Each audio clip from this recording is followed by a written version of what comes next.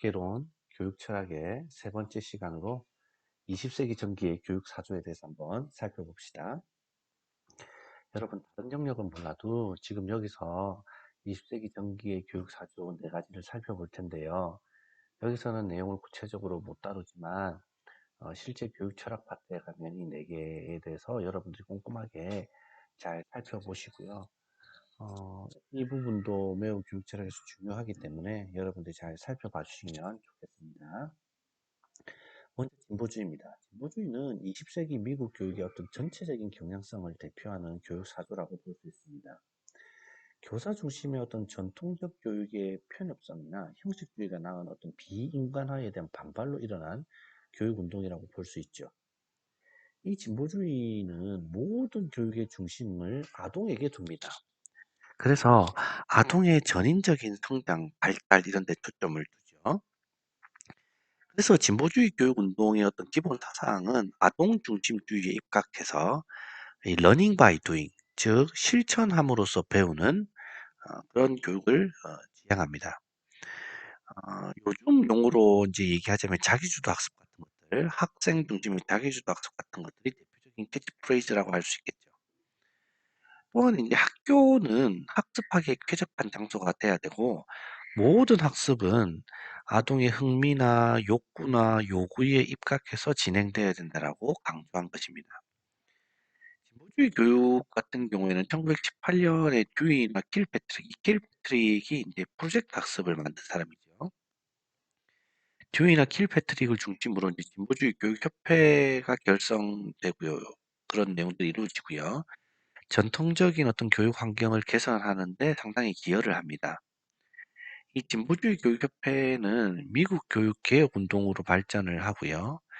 이후 1990년대 초중반까지 미국 교육에 상당한 영향을 미치게 됩니다. 현대의 지금 요즘에 아동 중심으로 하는 어떤 진보주의는 인간주의 교육의 영향을 많이 받는데요. 1980년대 이후로는 영국 초등학교에 기초한 열린 교육 체제로 연결되기도 합니다. 그러니까 1900년대 초반에 그 미국의 진보주의가 영국의 열린 교육과 1900년대 후반에 연결이 된다는 뜻이죠. 우리나라는 이제 1945년에 광복을 하고 1940 이제 50년에 한국 전쟁이 일어나죠. 이때 어, 교육 정책의 어떤 기본적인 개념, 그러니까 1950년대의 어떤 교육 정책의 기본 개념으로서 진보주의를 택하게 됩니다. 그래서 새교육 운동이 이제 1950년대에 생겨나기도 하죠. 진보주의 교육협회에서는 7가지 이제 교육 강령을 채택을 해서 전통적인 학교 교육을 반대했는데요. 그 내용을 살펴보면 모든 아동에게 스스로 발달할 수 있는 자유를 부여해야 한다는 거죠. 두 번째는 아동의 흥미를 중심으로 한 교육을 해야 된다라고 얘기했고요. 세 번째는 선생님은 학생의 모든 활동을 격려하고 촉진하고 지원하는 안내자가 되어야 된다라고 봤습니다.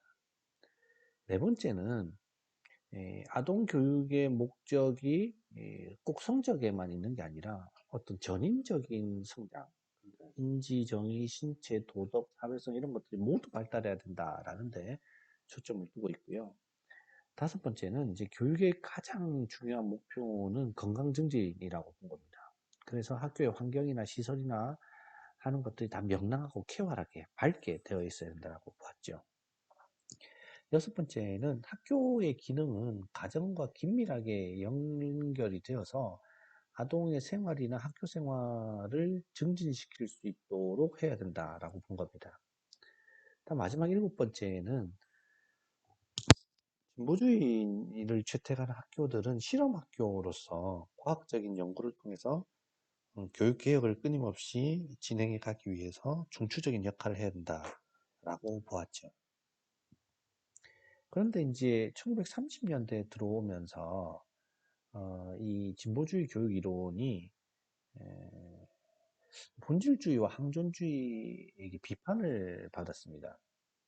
어떤 비판을 받았냐면 아동한테 이제 지나친 자유를 주면 그리고 아동의 흥미나 아동의 요구만 이렇게 교육에 반영을 하면 아이들이 어려운 교과목은 다 피하고 쉬운 것만 하려고 한다는 거죠.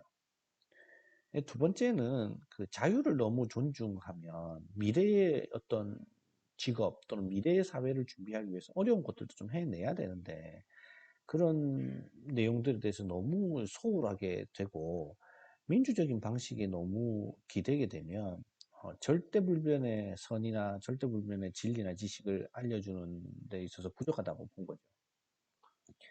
세 번째는 아동 중심, 생활 중심 교육을 하면 교육의 목표가 정확하게 정해지지 않는다는 그런 문제점도 있고요. 수업 분위기가 너무 흐려진다. 뭐 이런 단점도 있다고 합니다.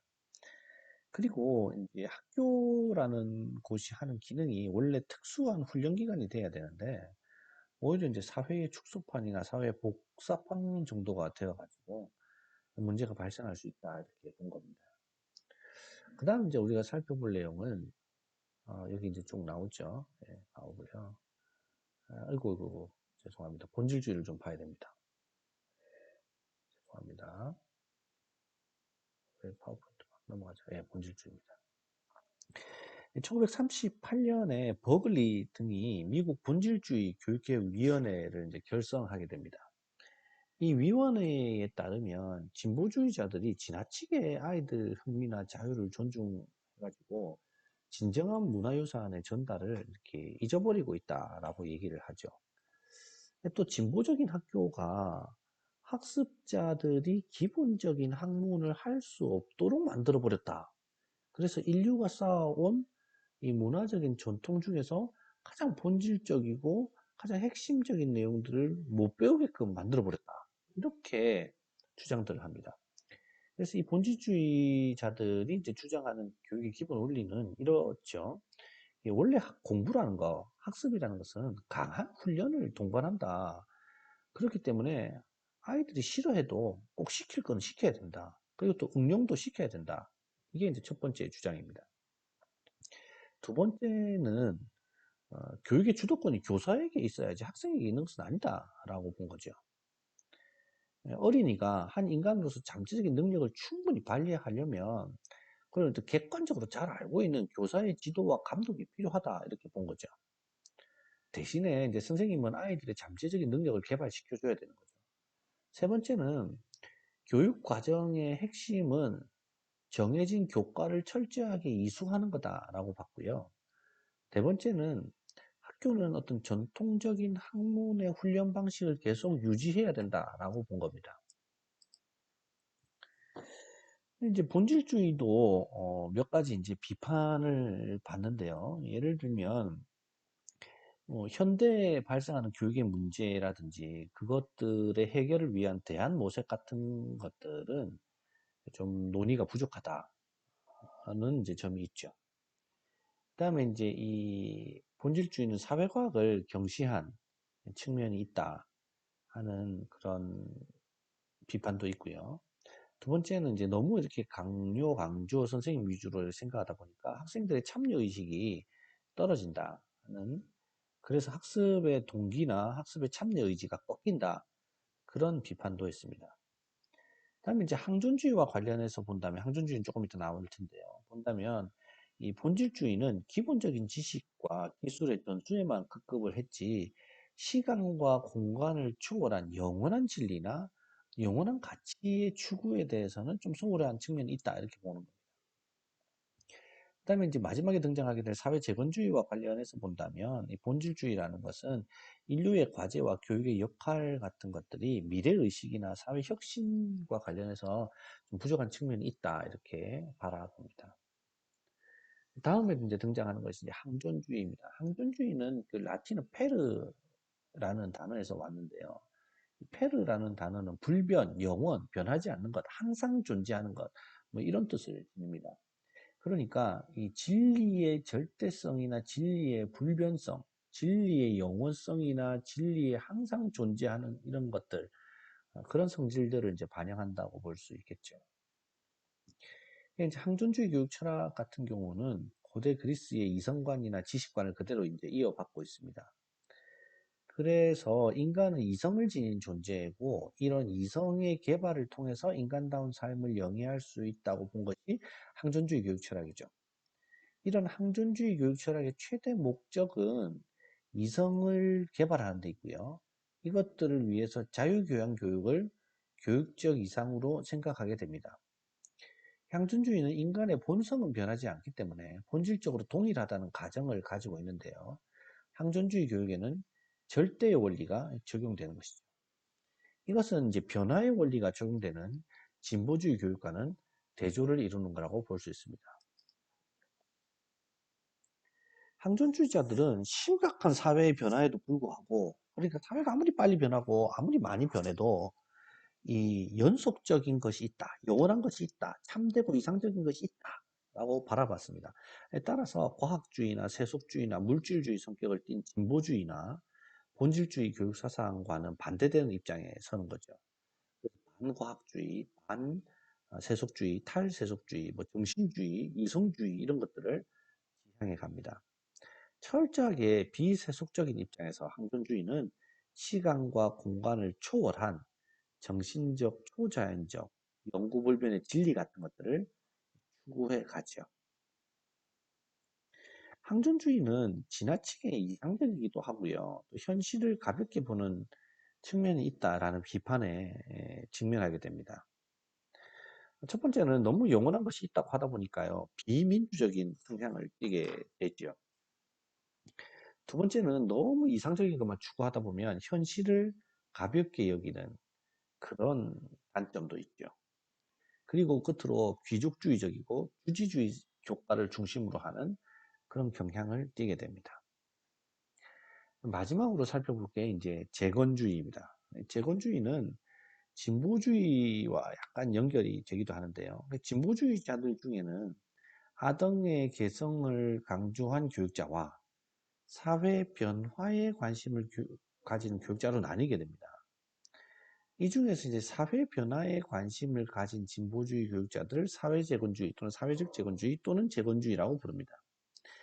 이러한 입장에서의 진보주의자들은 진보주의 교육이라는 것이 결국 사회의 또는 교육의 현 상태를 개혁해 가는 것 이상이다. 즉, 새로운 사회를 만들어야 된다라고 주장을 하죠. 그렇기 때문에 리컨스트럭티비즘이라고 이제 얘기하기도 하죠. 재건주의. 그러니까 교육의 사회적 역할을 강조하고요. 교육을 통해 사회 개조를 이루어 가려고 하는 입장들이 매우 큽니다. 그래서 이제 교육에 대한 관심이나 대상이나 입장을 아동 중심에서 사회 중심으로 바꾸어 가야 된다라고 주장하는 사람들이죠. 이 진보주의가 변형된 후에도 재건주의가 계속해서 이어지는데 이 사람들은 미국의 문화나 세계의 문화는 현재 심각한 위기에 빠져 있고 종래의 교육으로는 이런 위기를 극복할 수 없다라고 생각하는 전제에서 출발을 합니다. 대표적인 이제 재건주의자가 브라멜드 같은 사람인데요. 뭐 이 사람들은 이제 우리나라도 왔다 갔다고 하기를 합니다만, 브라멜드는 진보주의, 본질주의, 항존주의 모두 새로운 사회의 질서를 수립하는 교육 이론으로 받아들일 수 없다고 주장을 하고요. 그러면서 이제 사회 재건주의가 자리를 잡아야 된다라고 뭐 이렇게 표현하기도 했습니다. 이렇게 본질주의, 그 다음에, 진보주의부터 등장하죠. 진보주의, 본질주의, 항존주의, 재건주의 네 개는 20세기 전기에 미국의 어떤 교육 철학을 이루는 큰 네 가지 기둥이기 때문에 여러분들이 잘 그 내용을 조금 더 구글링을 해서라도 정리를 하고 알아두시면 좋겠다 하는 생각이 듭니다. 여기까지가 20세기 전기의 교육 사조였습니다. 수고하셨습니다.